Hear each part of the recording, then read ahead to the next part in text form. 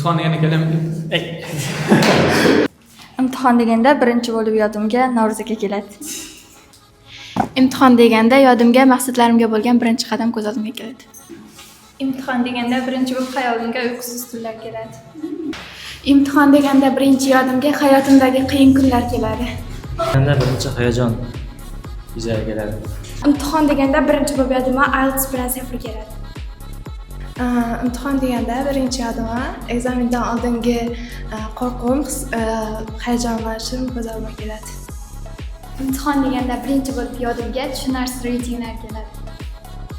Imtihon deganda ota-onamni ishonchini oqlash xayolimga keladi. Imtihon deganda kallamizga birinchi bo'lib kechalar uxlamay chiqib, tayyorlanib ertalabki mas'uliyat keladi. Ey Xudoyim tezroq imtihondan o'tkayman deb tilayman baribir.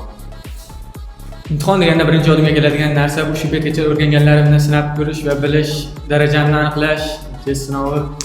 Imtihon deganda mening kallamga birinchi keladigan narsa bu men imtihondan birinchi o'rinni olish va o'zimning maktabimni, ya'ni progress schoolni cho'qqilarga ko'tarish.